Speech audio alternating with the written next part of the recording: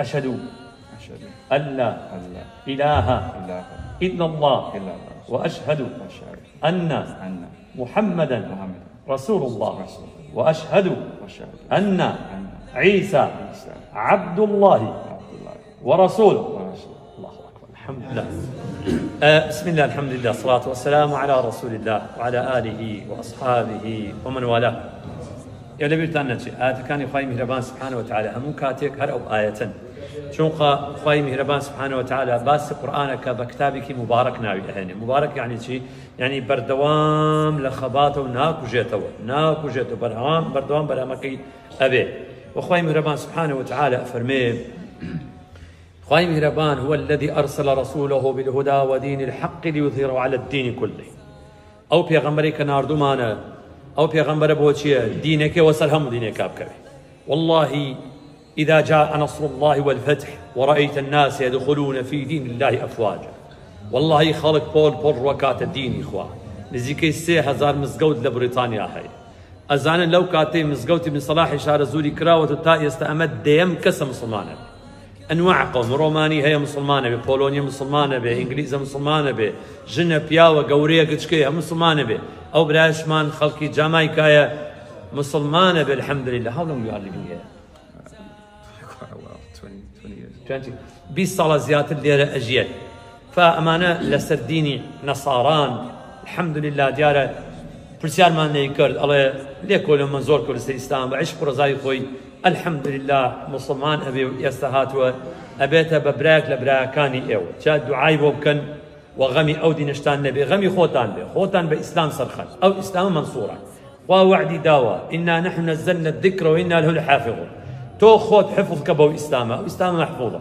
فالحمد لله جابوي بودركوت يستا أمانة بو قرآن السوتينوني إهاني قرآن كان يعني قرآن اللي تشوار شوي أو خالق يستامنو تو يكتر أبينين بول أما كنيسة كيانا ووش أندامي كنيسة كانيانا ديان مسلمان بن وجهاتو تولاتي من ليه ايوتو كا باقاور بابي قاوركي خوي آقالي بي نبيتا مسلمان. فلله الفضل والمنة. الحمد لله. جابوه دلطان خوش به او مجده لمجدكاني إخوة سبحانه وتعالى بو أمتا أدا وبيروز بايش لو مسلمانانا أكم كخرجيان دادستي إما باران دادستي إما بو كرينوي أو كنيسة وكردني ما مزقول بيروز دان به وانا حزاني أو دينش بيان الله قل موتوا بغيظكم حتى وشق أبني مثل ما خوش به إن شاء الله هنا وآوى مجديكي آوى أدل ما مسلمانانو دلتنجيكيش بإيوي ناحزاني أمتي محمد ناحزاني أمتي إسلام أدين إن شاء الله تعالى. Brother, we say shahada إن شاء الله first time for the Arabic إن شاء الله. Can you say you make it so? You are right. Yeah. Okay. Say أشهد أن لا إله إلا الله وأشهد أن محمدا رسول الله وأشهد أن عيسى عبد الله ورسوله. الله أكبر. الحمد لله. الله أكبر. And we will preach for English again, inshallah. Say, I bear witness. That there is no God. There is no God. But Allah. And I bear witness. That Muhammad is the messenger of Allah. And I bear witness. That Jesus is the messenger of Allah. Allah.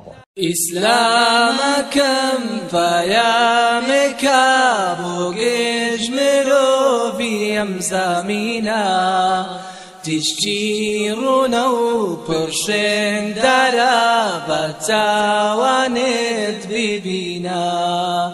إسلامكم فيامك بوجج مروفي أمزامينا تشيرون وبرشن درابة وند ببينا.